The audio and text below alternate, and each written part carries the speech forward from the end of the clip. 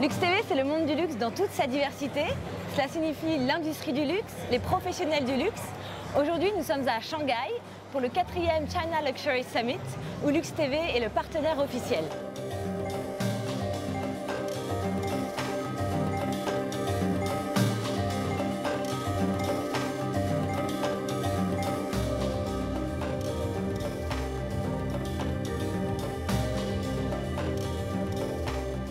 C'est une conférence de professionnels et nous allons pouvoir découvrir l'éclairage de tous les experts sur le consommateur chinois dans un marché gigantesque et complexe.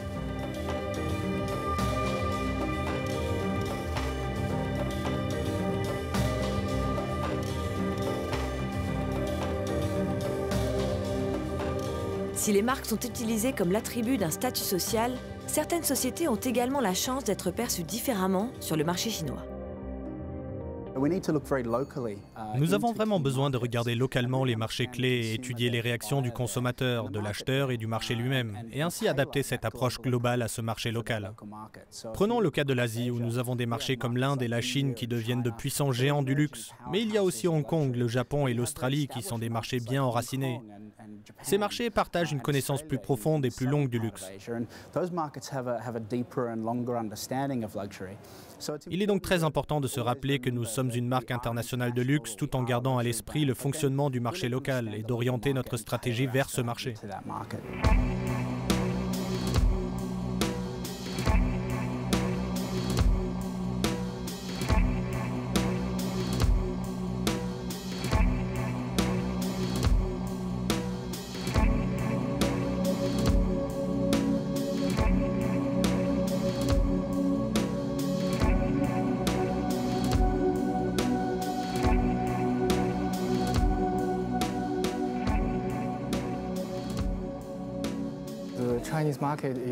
Le marché chinois est l'un des plus grands marchés émergents en ce qui concerne les produits de luxe.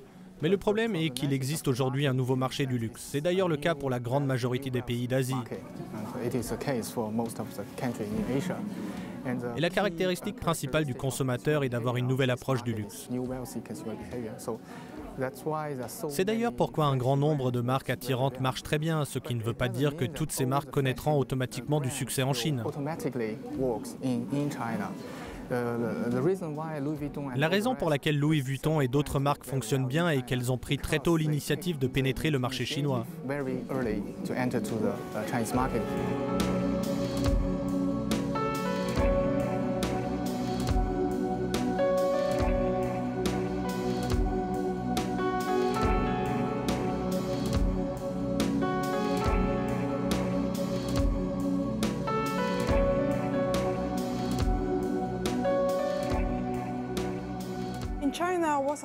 En Chine, le luxe représente plus qu'un statut. C'est avant tout se démarquer de la masse. Cela va au-delà d'une appartenance à un groupe très spécifique. Ils utilisent le luxe comme un outil d'expression, mais pas comme en Europe, par exemple.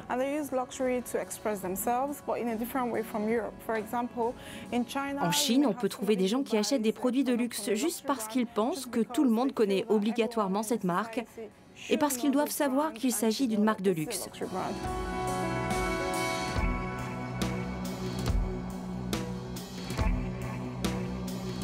En ce qui nous concerne, et particulièrement en Chine, nous sommes très connus en tant que marque de luxe. Ces ventes sont en fait destinées à être offertes en cadeau. Offrir des cadeaux est si important en Chine.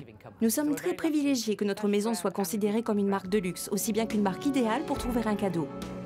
Face au luxe, en effet, les attitudes des consommateurs chinois divergent jusqu'à être classés en différentes catégories. Le client chinois est assez complexe en fait. Le marché se divise en 4 groupes. Les amoureux du luxe, les intellectuels, ceux qui simplement suivent le mouvement et les retardataires. Les Pékinois sont en réalité intellectuellement orientés. Ils adorent acheter des marques, des produits qui ont plus de valeur culturelle avec de belles histoires. Mais si l'on s'intéresse à la situation de Shanghai, on trouve beaucoup plus de gens qui suivent simplement le mouvement. Car le citoyen de Shanghai considère que cette ville est la ville du luxe en Chine. Et cela fait partie de la mentalité des gens de Shanghai de faire confiance aux marques. Si la Chine reste un marché à développer, quelques mises en garde sont de rigueur en comparaison avec les autres marchés asiatiques. Je pense que quantitativement, la Chine peut devenir le nouveau Japon du luxe, dans le sens où ça peut effectivement devenir le premier marché du luxe mondial d'ici 8 à 10 ans.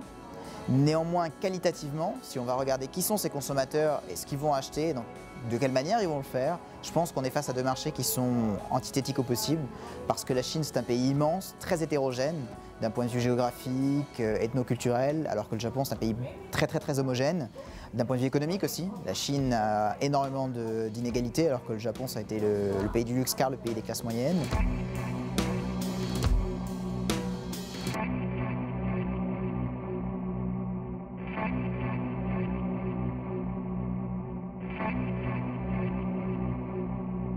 Aujourd'hui, la principale question qui se pose est de savoir comment ce marché potentiel va évoluer face à la crise.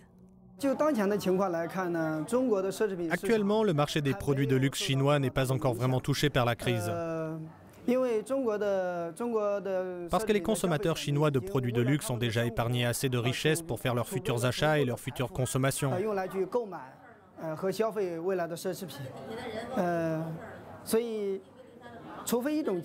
À l'exception du fait que cette crise financière ne devienne une grave crise économique ou un phénomène hors pair, alors dans ce cas, le marché de produits de luxe chinois va être touché par la crise.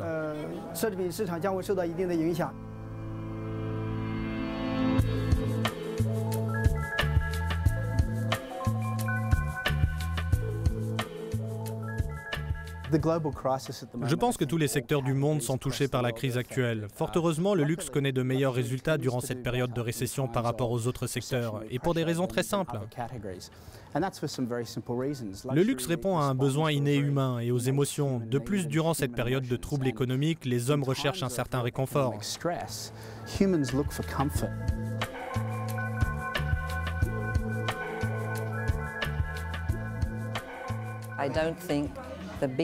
Je ne pense pas que les grandes marques de luxe vont rencontrer des difficultés, car même si le marché américain est en récession, les marchés en Asie prennent de l'importance. Il y a beaucoup de nouveaux marchés en Asie. Ce n'est pas uniquement le marché chinois qui évolue, mais aussi les nouveaux marchés qui n'ont pas encore été touchés par la crise jusqu'à maintenant. Dans cette crise financière, la plupart des consommateurs surveillent leurs dépenses, quoi qu'ils achètent.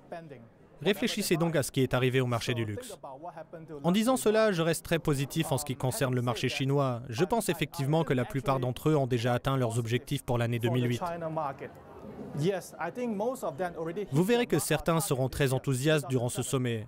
Je vais donc leur demander ce qu'ils feront l'année prochaine.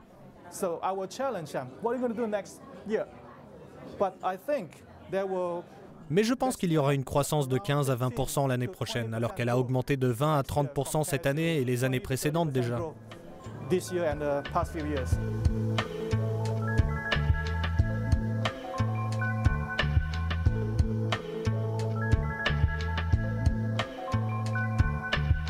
Face à cette croissance annoncée ou aux éventuelles difficultés que le marché du luxe pourrait rencontrer, une chose est évidente, Internet est incontournable.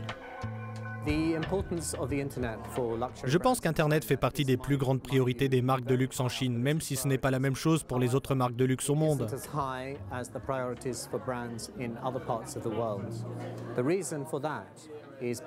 Cela s'explique par le fait que même si les Chinois sont très nombreux, beaucoup d'entre eux utilisent Internet et représentent un échange d'informations et d'opinions assez incroyable, notamment d'un point de vue culturel, social et politique.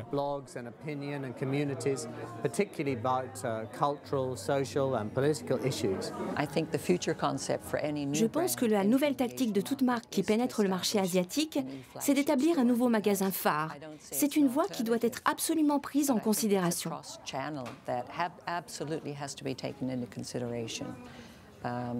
D'ici 2012, 22% des revenus des consommateurs seront consacrés au luxe. Et 40% des vendeurs pensent que dans les 10 prochaines années, la plupart de leurs recettes proviendront du commerce électronique.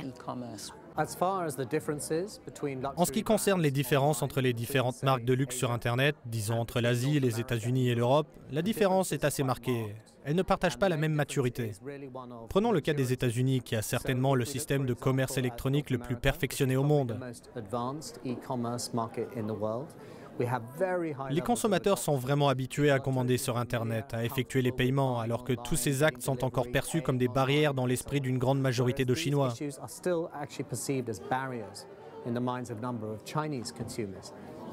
Il est très intéressant de savoir qu'un grand nombre de solutions existent déjà. Des solutions informatiques et techniques qui peuvent entraver ces barrières. Mais ces barrières sont toujours aussi présentes en Chine.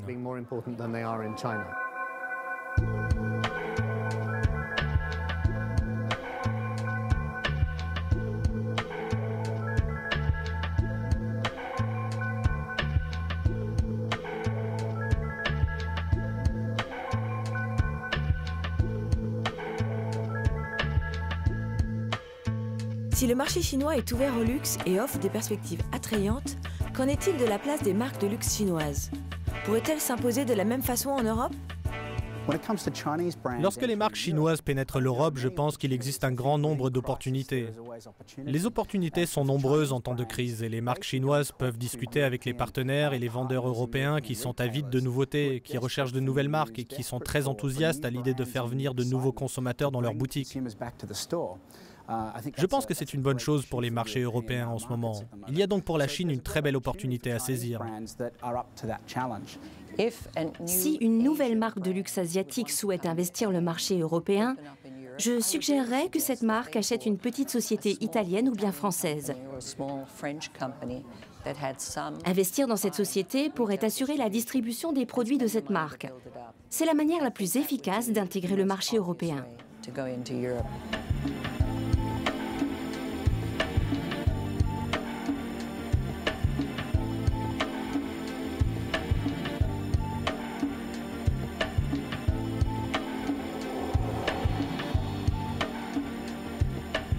Quoi qu'il en soit, la fascination de l'univers du luxe ne se dément pas et le 4e China Luxury Summit est un succès. Après 4 succès consécutifs en Chine pour organiser le China Luxury Summit, nous sommes maintenant arrivés à un point de changement. Nous allons étudier le fait d'organiser ce sommet dans d'autres villes comme Pékin, Hangzhou, Macao. Nous allons également lancer un autre événement sur le luxe à Dubaï en 2009. C'est très excitant et nous allons continuer sur cette voie.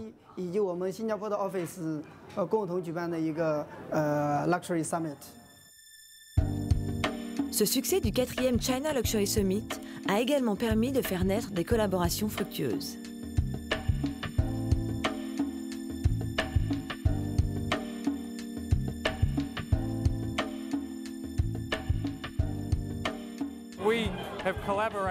Nous avons choisi de collaborer avec le China Luxury Summit car nous sommes sur le même marché que d'autres participants, des marques étrangères et locales.